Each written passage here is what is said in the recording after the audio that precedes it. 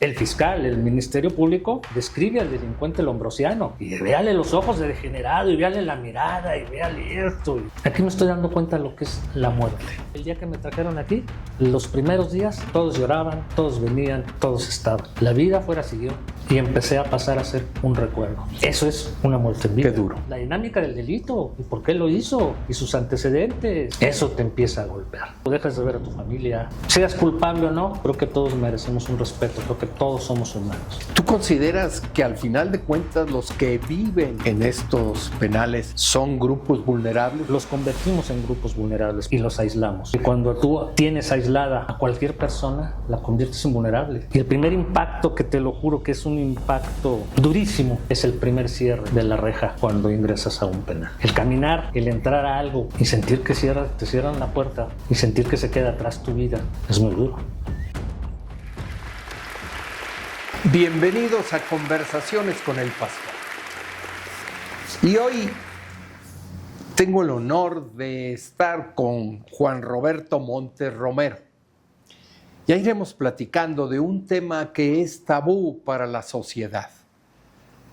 Él es un experto en asuntos penitenciarios, lo que es propiamente donde se guardan a los que cometen un error, delinquen, asesinan, roban, trafican. Ahí esos hombres y mujeres que van a dar ahí. De eso vamos a hablar. De eso que la sociedad no quiere hablar. Bienvenido, Roberto. Gracias, Paco. Muchas gracias, es un honor estar aquí contigo. Al contrario, es el honor para mí porque quiero aprender hoy y creo que todos queremos aprender. Creo que todos aprendemos de todos los días y muchas gracias a la gente que nos permite también estar con ellos. En realidad es un honor y es un placer. Dentro de lo que las leyes que rigen los penales, estamos hablando desde la Constitución de 1917. ¿Cuántas modificaciones ha tenido esta Constitución con respecto al asunto penitenciario? Por lo que respecta al derecho penitenciario, nuestra Constitución de 1917 a la fecha solo ha sufrido 2 modificaciones realmente de fondo. Pasó el sistema de 1917 de la regeneración de la persona, donde a la persona que cometía un delito se le trataba como un enfermo, se le consideraba un enfermo, por eso había que regenerarlo. Era una persona no apta para convivir con sus pares. El que hacía una maldad se le consideraba enfermo e iba a dar a Lecumberri para especialmente. Iba a dar a las prisiones con esa figura, ¿no? Es un degenerado, es alguien que está mal, que es malo intrínseco, o es malo porque su esencia es ser mala. Entonces, esa fue la primera gran, ¿cómo te podría decir? El primer gran tema que se tocó en el derecho penitenciario en México, la Constitución. De ahí, en el año 1966, si no estoy tan equivocado, cambia a la readaptación social, donde ya la persona, a pesar de no quitar totalmente, eliminar totalmente los términos de que es un enfermo, de que es una persona mala por el simple hecho de serla, o por alguna deformación, o por que le causaba repudio a la persona, a la sociedad, cambia esta parte de readaptación, pero que de todos modos tenía en el fondo el por qué, o sea, cómo cometió, por qué lo cometió, es que viene de un hogar disfuncional, es que tiene estos antecedentes, es que roba mucho, es que es un alcohólico, es que es un drogadicto. Viene la tercera reforma de fondo, a partir también de reformas constitucionales importantes, como la del primero constitucional, pero viene la reforma del 2008, donde ya pasa a ser la reinserción social. Y cambia radicalmente porque deja de ser el derecho penal del autor, de la persona que lo hace, al derecho penal del acto. ¿Qué delito cometió en específico por el cual tiene que estar privado de su libertad? Esa es la gran diferencia. Y que te soy honesto. Es humano. Que es humano. Y que te soy honesto. Son muy bellas. Pueden ser tema para mucho estudio de fondo. Pero para la realidad que vive nuestro país, que vive el mundo, a veces se quedan cortas. No es la misma política penitenciaria del 2008 a la fecha, el comportamiento externo, que también va de la mano con el comportamiento hacia adentro, porque adentro es una ciudad también, es una pequeña sociedad que se refleja, como lo decía Mandela. ¿Te acuerdas de la película de Ahí está el detalle, de Cantinflas? Sí, claro. Ahí hablan de este tema. Sí, por supuesto, el juicio se basa sobre una película cómica, donde se basa sobre Cantinflas mata un perro. Mas, sin embargo, el fiscal, el Ministerio Público, describe al delincuente lombrosiano, textualmente, y véale los ojos de degenerado, y véale la mirada, y véale esto. Esa era la manera en que se trataba a las personas. El juicio se basa en el físico. En el físico. Es decir, alguien que tuviera una mirada media torva, cosas por el estilo, era sancionado. Claro, claro. Era parte para poder decir, sí cometió el hecho, sin llegar a mayores. ¡Qué barbaridad! Sí, creencias. Hemos avanzado. Hemos avanzado, por supuesto que hemos avanzado. El sistema penal adversatorio que tenemos ahorita es un gran avance. ¿Sí? La publicidad, la contradicción, son temas que ayudan a una transparencia judicial. Y dentro de esta transparencia judicial, en la última etapa, fase de todo esto, que es la ejecución de la pena, pues también está implícito el juez de ejecución, que es el que lleva y mide, ¿sí?, la sanción, el cómo se realiza. Sin embargo, para ti, en la praxis, en el sistema penitenciario, ¿cómo lo podrías clasificar o cómo lo determinarías en este momento? Sigue siendo un sistema aflictivo. ¿Aflictivo? Así es. Explícamelo. Por desgracia, por los números, y cuando el hombre empieza a perder la memoria, tiene uno de papel.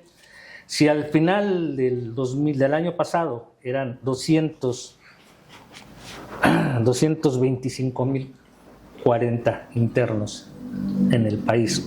Auméntale los 9,000 de estos 2 meses de Sinaloa. Así es. Y de los cuales están divididos en 275 centros. La falta de presupuesto, la falta de planeación, el incremento de detenciones, el atraso, la sobrecarga de los tribunales, conllevan a un sistema donde la persona entra y la persona que es primo delincuente o que se le presume primo delincuente, el indiciado, el que todavía no llega a una sentencia firme que lo condene como tal, llega a un sistema, primero, que es invisible para la sociedad, invisible para las autoridades. No estamos enterados más que cuando muere alguien dentro de prisión o cuando se escapa alguien. Claro. De ahí en fuera no sabemos nada. La nota es, en el penal siempre es la nota roja. Lo malo que pasa. Y pasan cosas buenas, muchas cosas buenas.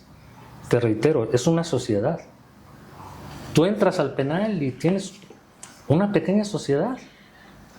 Probablemente con los problemas puedes tener, un ejemplo, San Miguel con 3.500 internos aproximadamente, que es la capacidad a lo mejor de un clúster en alguna colonia, o hasta muchos más que esa capacidad, y con las mismas necesidades que tienen o que tenemos todos en el exterior, con los mismos deseos de justicia, con los mismos deseos de ser reconocidos como seres humanos, como personas. Llega, y el primer impacto, que te lo juro que es un impacto durísimo, es el primer cierre de la reja cuando ingresas a un penal. Por El caminar, el entrar a algo, sobre todo los que no conocen, los que no han estado, y sentir que te cierran la puerta, y sentir que se queda atrás tu vida, es muy duro. Para cualquier persona. Y aquí no estoy hablando del tema si cometiste el delito o si no lo cometiste. ¿Sí? si eres Es una inocente situación- o eres culpable. Es lo mismo para todos. Es un impacto. ¿Tú consideras que al final de cuentas los que viven ya presos en estos penales son grupos vulnerables al final de cuentas? Al final de cuentas son grupos vulnerables. Los convertimos en grupos vulnerables. Por eso, porque se invisibilizan y los aislamos. Y cuando tú tienes aislada a cualquier persona, la conviertes en vulnerable. ¿Sí? Si no hay los medios requeridos.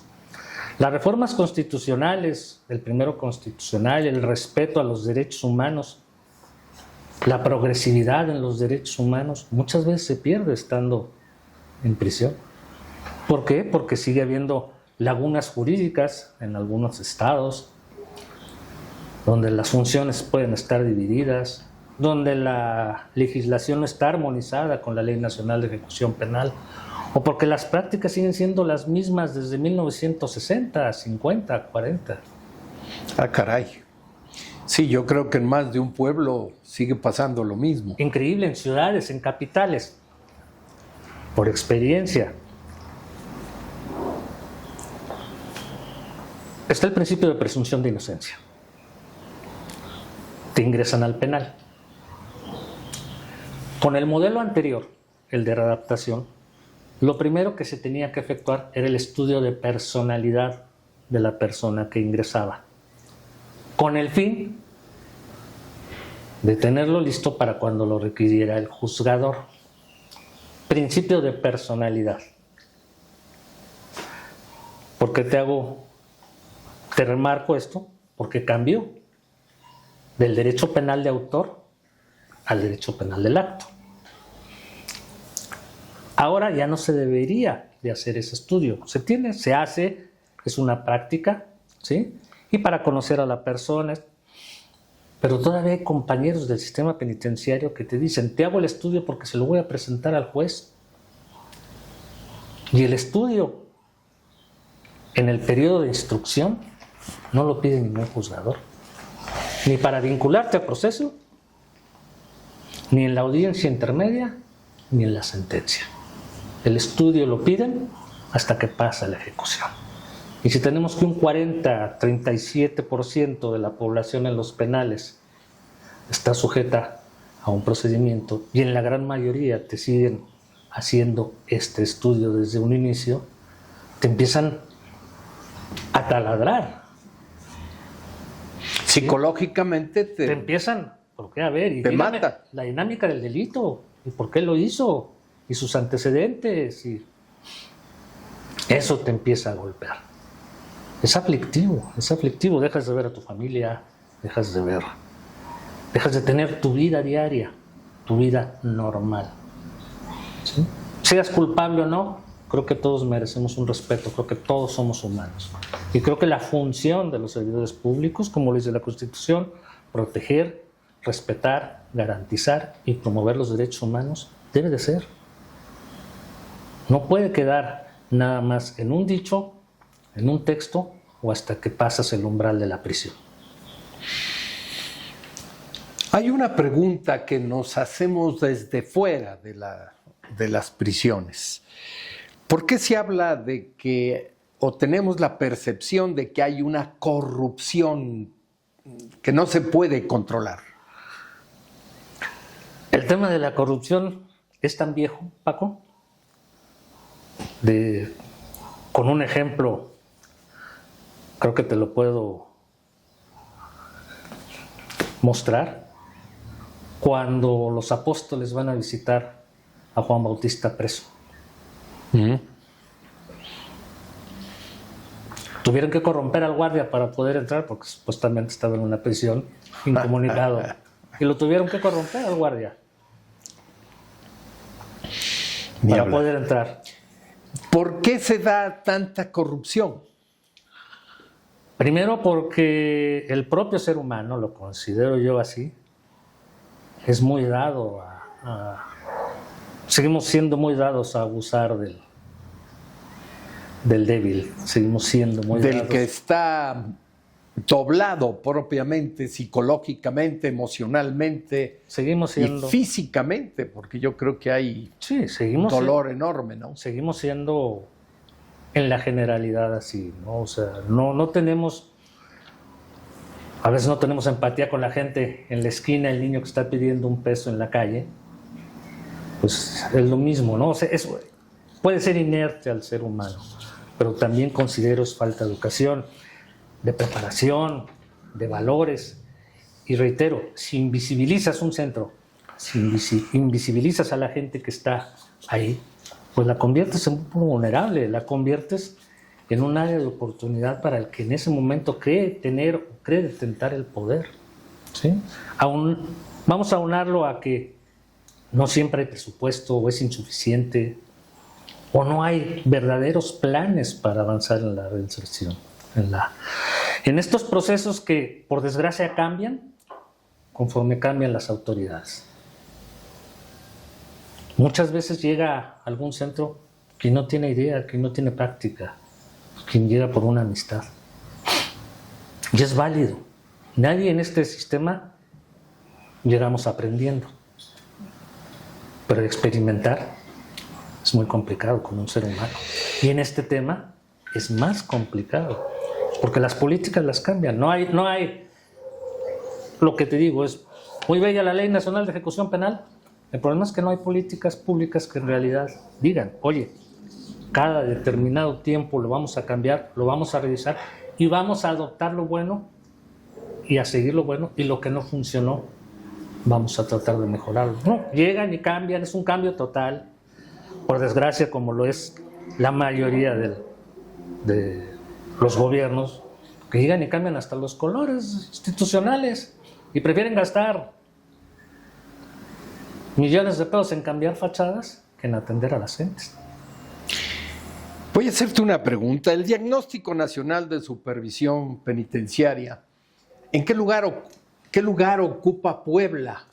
Por desgracia es uno de los últimos lugares, de los últimos 4 o 6 lugares.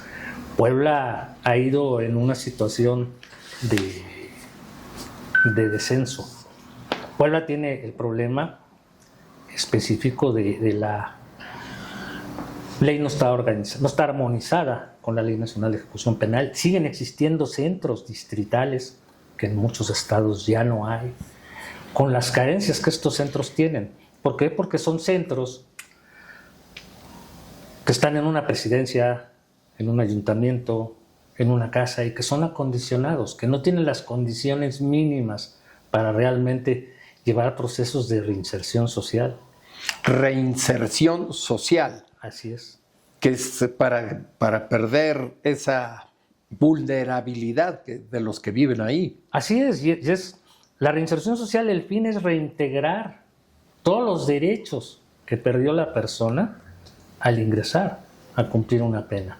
Reintegrárselos. ¿Cómo se los puedes reintegrar? ¿Sí? Dándole las condiciones dignas para muchas cosas. ¿Qué hay en Puebla? En la mayoría de los penales del país, el mayor trabajo es la carpintería. Las Virgencitas de Guadalupe, las últimas cenas, las manualidades. ¿Cuánta gente realmente va a regresar de la prisión a vivir de eso en la sociedad? No, es muy raro que compres una imagen semanal o cosa por el estilo. Esa parte que se tiene que buscar, actividades que realmente puedan facilitar la reinserción. En la ley están los servicios pospenales. Preciosa la ley. ¿En dónde se aplican? A lo mejor se reúnen las autoridades, pero no se da una aplicación real de sus servicios postpenales. Oye, sales, te doy seguimiento, te apoyo, tengo esta bolsa de trabajo. Pero ya llegaremos a eso de las conclusiones. Yo quisiera poner el dedo en la Comisión de Derechos, en la Comisión Nacional de Derechos Humanos, en la que analiza los penales y clasifica a Puebla en condiciones de gobernabilidad. ¿Cómo vamos ahí? Como en la mayoría, o en muchos centros, digo, las condiciones de autogobierno o cogobierno se dan mucho. Hay muchas funciones que, por desgracia, se le dejan a la población. Mucho influye la falta de preparación del personal, la apatía del personal. Hay muy buenos servidores públicos, pero como en todos lados también hay malos servidores públicos que por la ligereza en su actuar, por la necesidad, se prestan para muchas situaciones. Y eso es lo que propicia esa facilidad de gobierno o cogobierno, o por la misma coerción que reciben de algunos grupos al abandonar, al salir su trabajo. Se hablaba, o por lo menos yo escuché en algún momento, que el penal, por ejemplo, de San Miguel tenía talleres donde se enseñaba algo a los reos. El penal de San Miguel llegó a tener un programa incluso con el Tecnológico de Monterrey, en el que, si mal no recuerdo, un interno cursó su licenciatura en ingeniería. Fíjate. Y aparte, cursó la maestría en línea. Ah, caray. Había talleres, se fabricaban bolsas de plástico, las negras, grandes, industriales, para basura. Se maquilaban pantalones de mezclilla, ropa de mezclilla, pero principalmente pantalones. Jarcería, había una maquiladora de jarcería, estropajos, cuestiones para cocina, de limpieza de cocina. Se tenían actividades productivas, creo que ahora no hay tantas, pero estaban encaminadas precisamente a que estas personas salieran y se les facilitara tener un espectro más amplio para poder conseguir un trabajo. Porque vuelvo, nadie va a salir a vender figuras de origami o a vender virgencitas. Dado este panorama que nos acabas de dar y que ojalá la sociedad entendamos que los que están presos también son seres humanos. Así es. Que quieren, a la mayoría de ellos, así lo siento, dejar de delinquir, integrarse a la sociedad. De acuerdo a esto y de todo lo que me has platicado, vamos a ver si podemos sacar una línea de trabajo. La primera, ¿qué le dirías a los señores diputados locales con respecto a la ley penitenciaria? Se tendría que hacer una revisión del marco normativo en el tema penitenciario para adecuarla a realidades, para poder armonizar con la Ley Nacional de Ejecución Penal, porque todavía hay procedimientos de reglamentos anteriores aplicados con esta nueva ley y que se contraponen. Un ejemplo muy claro es en Puebla, la Subsecretaría del Sistema Penitenciario es un órgano independiente de la Dirección General de Ejecución de Medidas. La Dirección General de Ejecución de Medidas se encarga de llevar el seguimiento jurídico de los sentenciados para los momentos en que estén en tiempo de recibir algún tipo de preliberación o de compurgar su pena, tener esos controles, proponerlos incluso a la autoridad judicial mediante la opinión, con la opinión de la Fiscalía, como una política penitenciaria. Quiero pensar personas de la tercera edad, que enfermedades crónico-degenerativas en grado avanzado. Pero ¿qué pasa? La Subsecretaría del Sistema Penitenciario está por un lado con su marco normativo y la Dirección General de Ejecución de Medidas está en otra dependencia con su propio marco normativo. Chocan. Y ahí, ¿quién es el mayor perjudicado? El que está preso. El interno. La persona privada de la libertad es la perjudicada. Y vuelvo, es la persona invisible. La persona que nadie... ¿Es un basurero para la sociedad la cárcel? Pues podríamos hacer la analogía, ¿no? Es el bote de basura donde llegas, avientas lo que no te sirve y no lo volteas a ver hasta que no está a punto de desbordarse. Ah, qué caray. Bueno, ya sacamos una...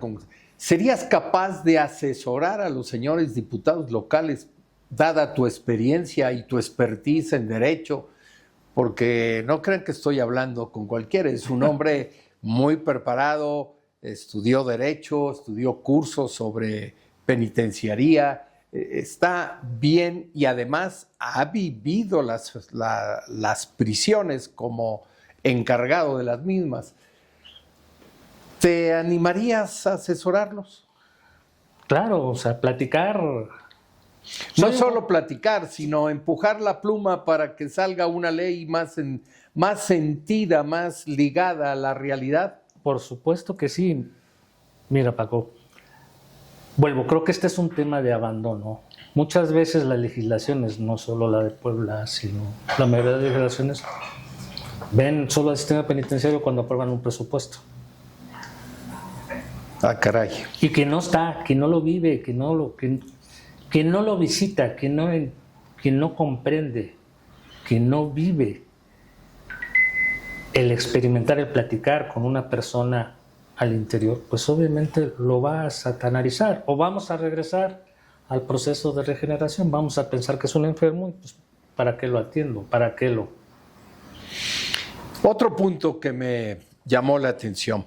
¿Qué le recomendarías entonces a las universidades, tanto la Autónoma de Puebla, a la Benemérita Autónoma de Puebla, a las otras universidades privadas en relación a la prisión, que hicieran un planteamiento de la posibilidad de que alguien pueda llevar en línea un estudio?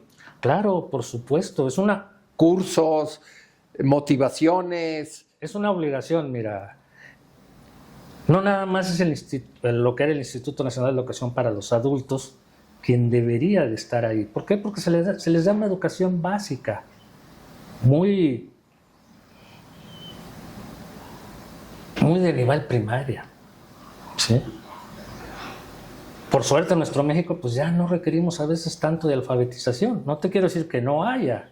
¿Sí? Indiscutiblemente debe de haberlo. Pero gracias a las facilidades educativas que hay ahora en nuestro país, pues ya el nivel de exigencia de las personas es otro. ¿Cuántos profesionistas no ingresan a un centro? ¿Qué les puedes ofrecer? Para tener una estancia digna, que no estén divagando, que no se sientan peor de lo que se puede sentir, ofrecerles, tener ofertas educativas, tener ofertas de participación con la sociedad que los haga. A lo mejor no la carrera, pero sí cursos. Por supuesto. Sentido de aprender. Por supuesto. Historia, geografía, algunas otras materias. Mira, a mí me ha tocado ver, por ejemplo, a la Náhuac aquí en Puebla, llevándoles pláticas, el TEC de Monterrey, con un programa que tenían de incubadora social, en el cual, en este programa, se juntaban con la persona privada de libertad. Oye, yo quiero hacer... Tuvimos ahí un caso de una persona que hacía corbatas y con la incubadora social pudieron poner 2 locales en el exterior. Sensacional. Entonces, este tipo de circunstancias solo se puede llevar cuando no aíslas a la sociedad, cuando la metes al ámbito, cuando la imbuyes, cuando le dices, esta es la realidad, esta es una persona. Si bien sí hay delincuentes, sí hay delincuencia organizada, ¿sí? Pero la gran mayoría tiene una intención, tiene una esperanza de cumplir. Primero de que a ver si lo sentencian. Primero, no, claro. Primero que no. Por lo menos un 30% está ahí, claro, sin esperando. sentencia, esperando. Esperando. Y entonces todas estas personas pues requieren no nada más estar pensando en su situación jurídica, sino que realmente se requiere que se sienta que la sociedad no los ha abandonado. Porque es un abandono. Un interno me comentó, y perdón, No, adelante, pero es una adelante. parte que a lo mejor puede tocar el punto. Me decía, es que aquí me estoy dando cuenta de lo que es la muerte. ¿Qué pasa cuando yo me muera? Ya sé qué va a pasar. Ya no vienen a verme, El día que me ya trajeron no me aquí, hablan. el día que me trajeron aquí, los primeros días, todos lloraban, todos venían, todos estaban. La vida afuera siguió y empecé a pasar a ser un recuerdo. Lo mismo que pasa con una persona Que se cuando muere. fallece, y con el paso del tiempo para ser un buen recuerdo. Qué duro, Eso es una muerte en vida. qué duro. Hay gente que dice, pues es que la mayoría son zombies. ¿Qué le dirías a la Comisión Nacional de Derechos Humanos en cuanto a los penales? ¿Qué le recomendarías? ¿Qué tendría que fijarse más la Comisión Nacional de Derechos Humanos? Mira, he tenido la suerte de que desde el 2005, que fue la primera supervisión de diagnóstico, he participado en muchísimas, si no es que he perdido nada más 3 o 4 supervisiones. El tema es que bien sabe la comisión que muchas veces sus visitas son cosméticas. Hablando Para cumplir el requisito. palabra de lo que es, sabes que llega la comisión y lo paseas por los lugares que lo quieres pasear. Lo que conviene que vea. Así es. Y la comisión lo sabe porque hay gente experta. ¿Sí? Mas, sin embargo, todo esto se ha convertido en un círculo y yo hago lo que tengo que hacer y no doy algo más. Ahí me quedo. En ese punto está. Y en ese punto, reitero, en medio de ese círculo hay una persona. ¿Qué debiera de hacer la sociedad en general en relación a los que están presos? Exigir. Exigir que realmente, primero, los impuestos que pagamos, ¿sí? Y que en ese presupuesto que te digo de egresos que se hace, que realmente se apliquen para los centros. No solo para los internos, para el personal. Hay estados, hay lugares donde ni uniformes tienen los custodios, donde se siguen llenando formatos a mano, donde la información para las autoridades centrales se siguen pasando de la manera más antigua y más arcaica. Todavía a mano. Todavía a mano. Tienen miedo a la computadora. Tienen miedo a la computadora. No se aterrizan los presupuestos. Te voy a poner el caso de un estado que me tocó vivir. Omito decir qué estado. Nos entregaron vehículos nuevos. 2. Ahí están las llaves. No hay gasolina, no hay llantas, no hay servicios. Ahí están parados, No, los usas. particularmente. No particularmente, pero con lo que puede conllevar a que un custodio que tiene que hacer un traslado y no le das gasolina, de por sí hay muchos lugares donde son mal pagados, pues imagínate, se presta a otro tipo de manejos.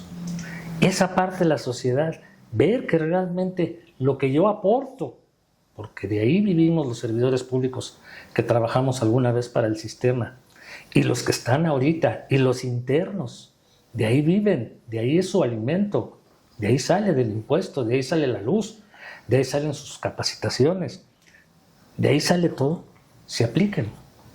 Y exigirlo para el interno y para el servidor público. Al servidor público de los penales nadie lo voltea a ver.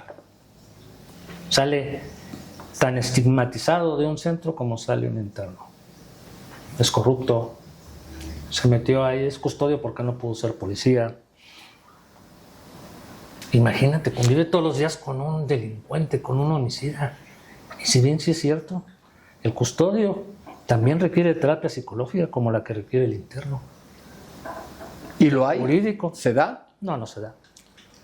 A diferencia, he tenido la fortuna de estar en algunos estados de la Unión Americana visitando algunos sistemas penitenciarios, y es común que les den un tiempo para tener terapias pagadas, para que no se contaminen ellos y contaminen a la familia. Roberto, el trato entre hombres y mujeres o la separación de hombres y mujeres en los penales, ¿qué de especial tiene el trato hacia la mujer?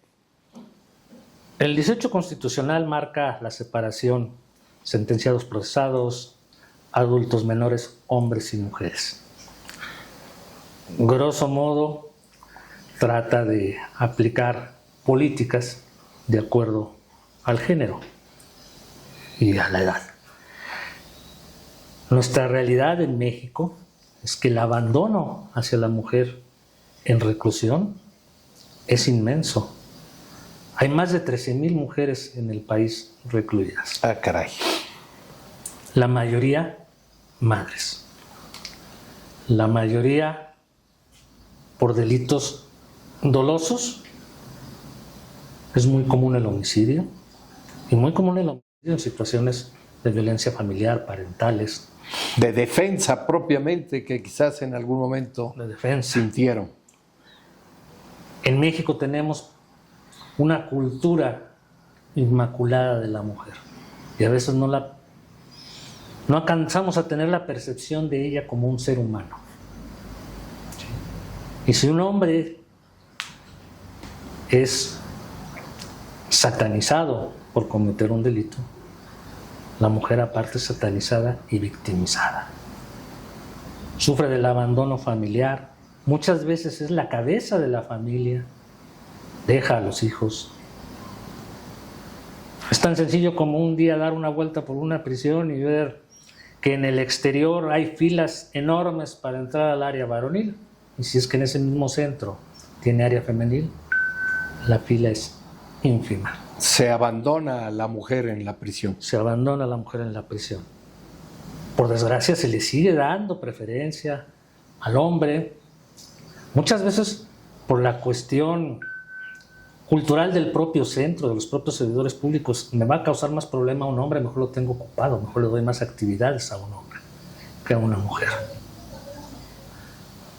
Y eso las golpea. ¿Cómo no? A últimas fechas son más vulnerables que el propio hombre. A últimas fechas, y es sabido por algunos medios, pues bueno, el Ceferezo 16 en Morelos pues ha sufrido innumerables suicidios. ¿Por qué? Por la falta de atención, probablemente, por la falta de política. De la propia familia, La propia familia. de los amigos, de las amigas. De todo. Se rompe un vínculo. Qué duro. Se rompe un vínculo. Y hay algunas situaciones en las que toman a las mujeres y se las llevan a otro centro para tratar de evitar algunos tipos de problemas que puedan tener al interior, que sean prostituidas, que sean ese tipo de situaciones. Y a lo mejor, caso Puebla, están en Cerdán. A lo mejor hay gente que sus hijos no la pueden ir a ver a Cerdán porque viven aquí en Puebla. Esa falta de programación, de adecuación de la propia ley, de realmente tener una separación, como te comentaba hace rato, no nada más separar por género, es realmente voy a tener un centro donde no se vaya a contaminar, donde no voy a tener delincuencia organizada con homicidio culposo, porque atropellé a alguien después de haberme tomado unas copas. Creo que hay una diferencia abismal. Y si eso lo trasladas al lado de las mujeres, donde si hay pocas oportunidades de trabajo para los hombres en los centros, menos para las mujeres. Es un área vulnerable. No es de un Estado, no es privativo de pueblos, es nacional. Es nacional. A mí sí me llama la atención a veces los discursos, es que no se les prostituye, se prostituyen las mujeres. ¿Y en dónde está la autoridad? Aquí hay otra área más de oportunidad para toda la sociedad poblana. Reaccionemos, no lo dejemos pasar. Juan Roberto Montes Romero, creo que nos has dado un panorama muy duro con respecto a hombres y mujeres que siguen siendo hombres y mujeres a pesar de estar privados de su libertad, que es un grupo vulnerable que también merece la atención de la sociedad. Ojalá estas conclusiones que hemos llegado con respecto a la ley, con respecto a las universidades, con respecto a la sociedad, una invitación general a la sociedad, ellos también forman parte de nuestra comunidad. Estoy bien y de buenas, y síganos en nuestras redes sociales. Esta fue una conversación más con el pastor. Muchas gracias.